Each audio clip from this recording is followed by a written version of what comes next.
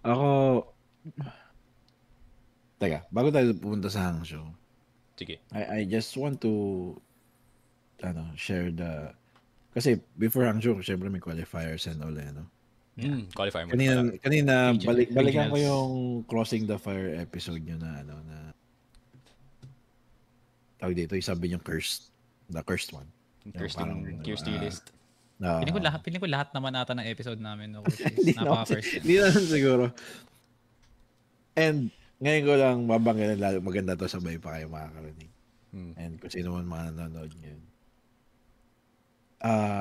That particular tier list, we made it a motivation. Pinakita ko yun sa kanila. Pinapanood ko yun. Gasolina yun sa amin. Gasolina yun. Naging gasolina yun na, tingnan nyo, sabi sa inyo, hila kayo eh. Tingnan nyo, nasan kayo? Kasi yun yung totoo. Hindi, ito just so you guys know, hindi namin siya tinake like, yabang naman ng dalawan to. Hindi.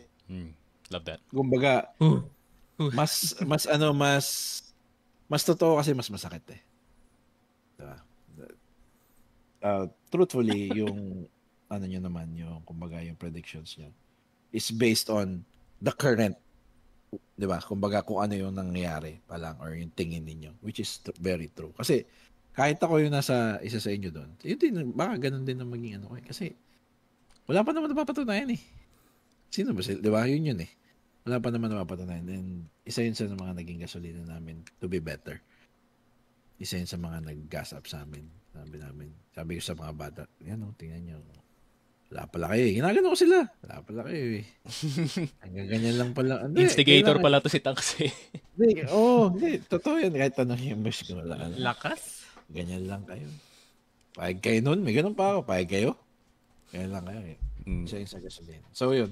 Moving forward, tuloy ko yung kwento kanina. So natalo kami ng qualifiers for CFS Vietnam or summer. Yung first 2 weeks ko. Then moving forward, nakuha namin si Loy. Siguro, yun. Long story short, nakuha namin si Loy. Na-bench si Dolph. No? Si Dolph X. Tapos, naghanda talaga kami. For Hangzhou. Naghanda kami. Ang lagi ko kasing sinasabi sa mga bata, siguro nakita nyo, kung napanood nyo yung parang short clip ko na kung Manila lang ang pangarap nyo, wag na lang. Wala kaya. Diba? That's tough. Masyadong mababaw yung dream eh. Hindi ko nilalahat, no? Pero I have this somehow gut feel or parang thinking na yung ayaw kasing maisip ng boys na ano na yun eh, parang achievement na yung makapag Manila. Kasi syempre may airplane, may hotel, sa land ka, may mga fans. Yes, it's still an achievement. Pero yung kumbaga yung ceiling, no? Nung pangarap nila, tinaas ko lang talaga. Sabi ko, kung yan lang ang dream, it's hindi obra. Yes, XGJ defeated us at 5 finals. Pero I'm still proud dahil, well, just you guys know, sino ba siya mag-champion nung panahon na yun, no? Pero isa sa yung main goals nun, makapakuha natin yung makuha natin yung last for Manila kung sino pala makatabakan pala na. Di ba, may ako nila, 7-0 kami nun sa stage. Ang signs mo na, sige, sino, basta makakuha natin. Well, sana mag-top seed para kung sino sa 4, na sino man. Yun yung nakalaban namin. Siyempre, ibig sabihin, sa nasa 4. Medyo yung para yung champion na perform sa team. Sa mga lahat naman yung magaling. Pero, for sure. Kumbaga tayo yung tester performing team. So, sabi namin, kapag tayo top seed, then, mahalo na tayo doon.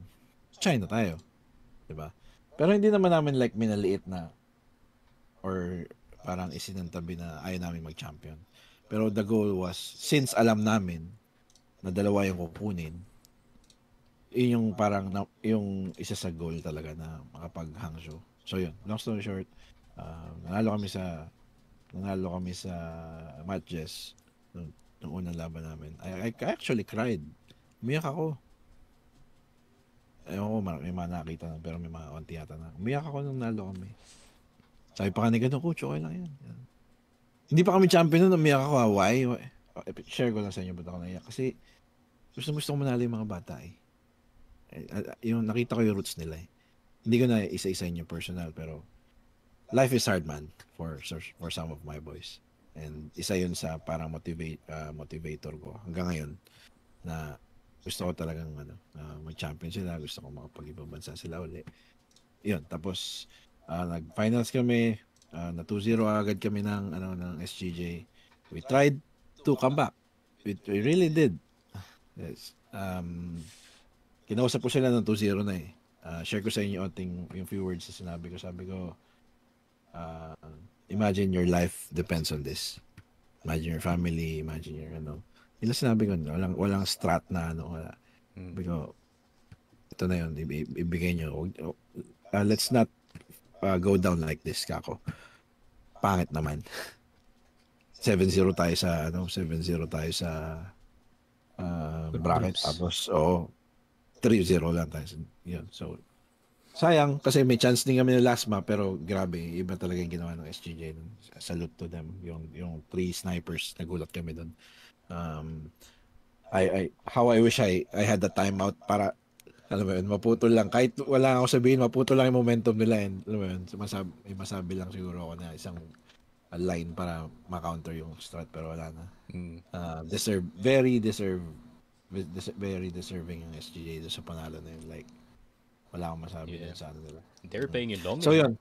Actually, they're playing yung long game. Galing sa group stage, they were like kind of reserving yung kanilang strats, which is very impressive galing sa SGJ. They've already done that before.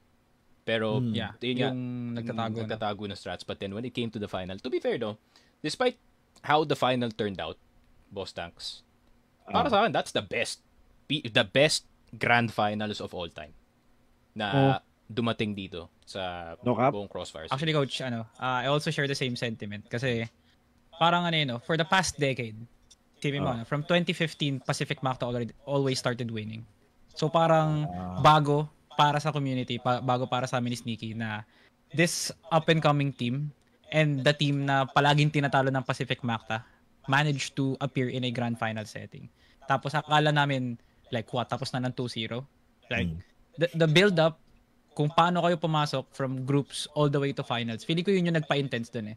Like, we were not expecting na ito yung team na ito makakapasok, no? Like, talagang may build-up. It's not just blind prediction.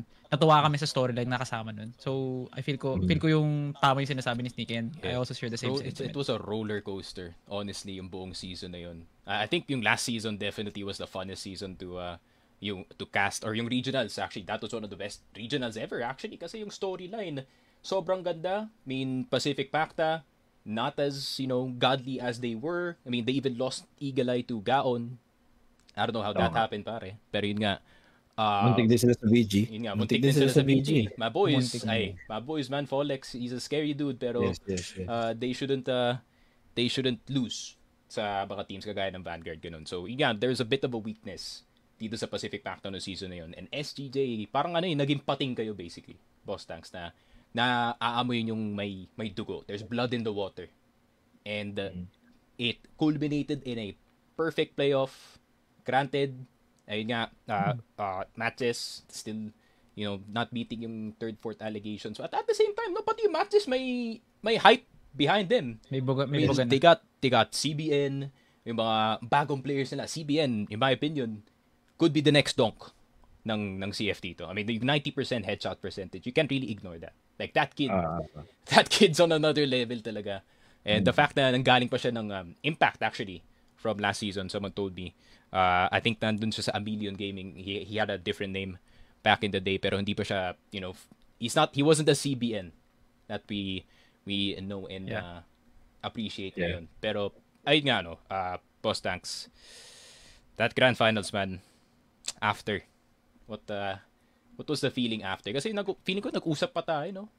pagkatapos after ng grand finals, I think it wasn't really as hurt as I expected. Yung parang hindi nakita ko si Tanks na he wasn't depressed basically. Yung gusto kong sabihin. So, ano yung what was the reason why kung bakit hindi ka, you weren't as depressed as you were kung matalong ay mga ibang teams? Siguro dahil I made a promise to my boys and to Boss Chris na sabi ko I will do everything na makakaya ko para makapag-ibang bansa tayo this year. Yun. Yun lang. That simple fact na nagawa ko siya. Kahit di kami nag-champion, yes. That's obvious.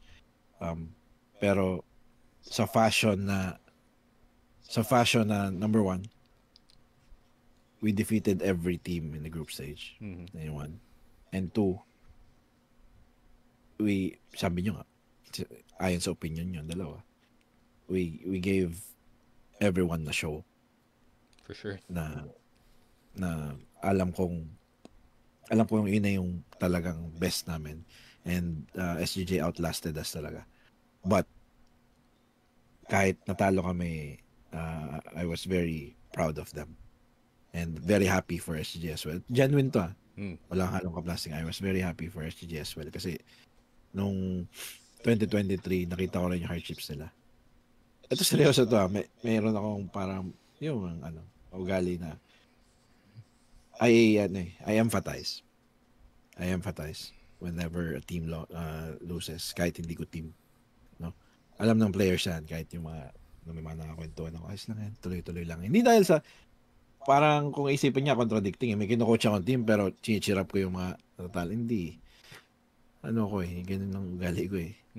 So, nakikita ko yung nila, yung disappointments, ganyan. Kasi, kumbaga, alam ko yung feeling eh. Naging player din ako dati, kaya yun. Kaya hindi ako masyadong dismayado nun. Kaya sabi ko, mag-focus na lang kami. Ito, mapunta tayo hang show. Sabi ko, mga bata, sige, hindi pa natin oras para mag-champion sa Pilipinas. There will come a time na baka tayo naman, galingan natin lalo in the future. Pero this time around, what I want you guys to focus on is Hangzhou. Sabi ko, we lost here, we can redeem ourselves sa China.